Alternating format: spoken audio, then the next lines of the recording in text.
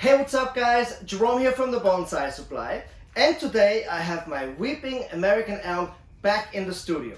So if you did not see me work on this tree before, I'm going to leave a link of where I gave this tree its second styling at the end of this video, but you can continue watching this video and then check out the video of where I gave this tree its second styling at the end of this video.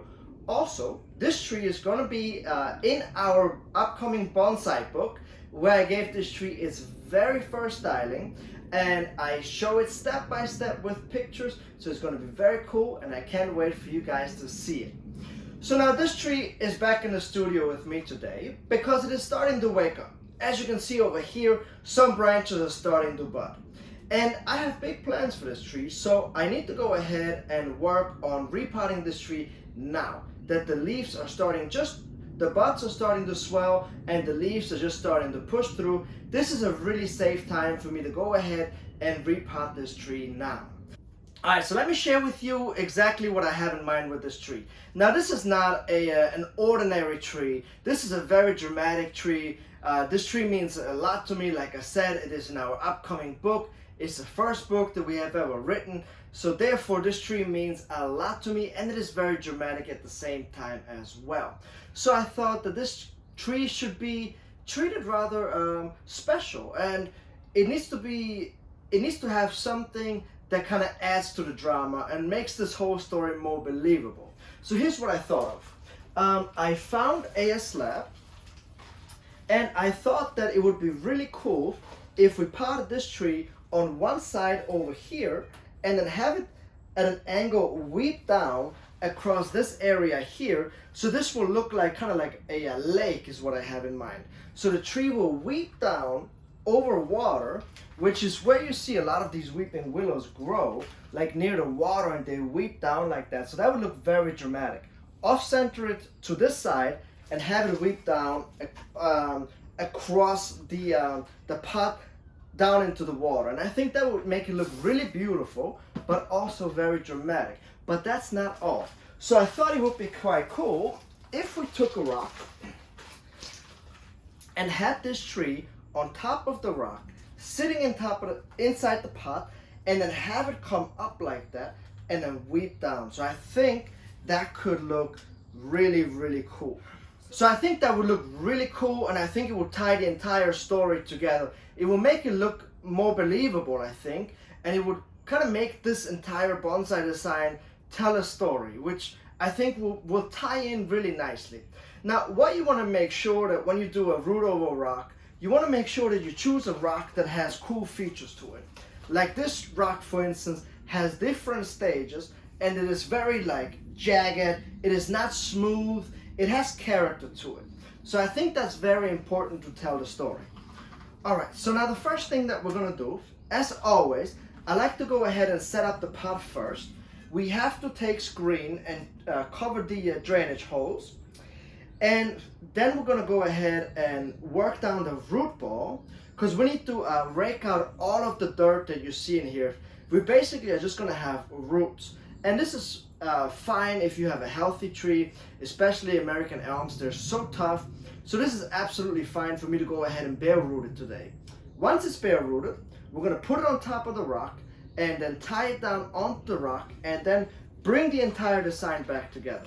And the reason why I always like to start with setting up the pot first is because once I have the roots worked out, I can't really set this tree down anymore, just because I have all of these fine branches and I don't want to bend them or break them. So therefore I want to go ahead, set up the pot first, add the tree to the rock, and then combine the entire design. So let's get started.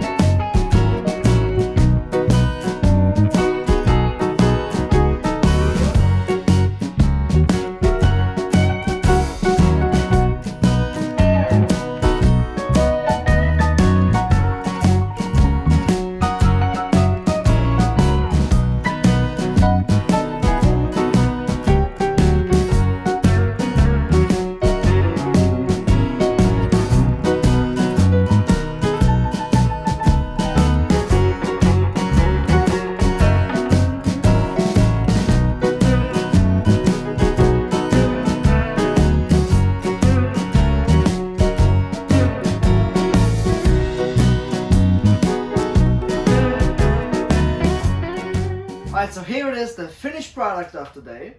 I think it actually came out a lot better than I thought it did. And that's mostly the case with me. I have a vision and I want to turn it into reality, and it usually turns out better than I even imagined myself, which is a good problem to have. Now this tree took a really long time. I thought it was going to be an hour to 2 hour long project, and it turned out to take a lot longer than that. Nonetheless, here's a few things that happened along the way. So I had to use water to flush out all of the soil because the tree was so root bound. I had to then cut the root ball in half and work it down from the top down with a chopstick and remove all of the soil and all of the thick roots in order to fit it onto the rock. Now, as I was trying to put the tree onto the rock, I kind of realized that this rock that I had before didn't really fit that well once I had the tree on it. So I did a rock change, which I like a lot better. It brings the tree, it elevates the tree a little bit higher, even a little higher than before, and I think it makes it feel so much more dramatic. Once I attached the tree to the rock, I used aluminum wire, and I used a 3mm to attach the tree to the rock, and then I used 6 wires of 3mm to tie the the rock into the pot, just to secure it, because this is very top heavy, so I want to make sure that it doesn't topple over. Then I went ahead and used some sheet moss that I picked up at the Home Depot, just to keep the roots moist and prevent them from drying out, just because some of the roots have not reached the soil level just yet, and therefore I just covered up with the sheet moss, which works great because it comes in a sheet like that, so you can just wrap the roots. And then I went ahead and collected some fresh moss. As you saw, I always keep an eye out for these spots that have big, beautiful moss like that. And then I go and pick it up when I need it. And so I thought, instead of a ocean, let's make it a moss ocean and see how that works. But also at the same time, I like to use moss on top here. Number one, because it looks really cool, makes the tree look even older, but also it keeps the moisture in, because this tray is so shallow, and American elms, they like to drink a lot of water because they grow very, very vigorously. So therefore, I went ahead and covered the entire section here with moss to keep the moisture in. This section here with the sheet moss, the moss is dead, will be removed in about a year when all of the roots have gone down into the soil. But this moss here, I will keep and probably even add a little bit on the rock as well. So I hope that you guys enjoyed today's video. Please let me know down in the comments of what you think of this new composition. Give me a thumbs up. Hopefully you like it. And I'll catch you guys next time.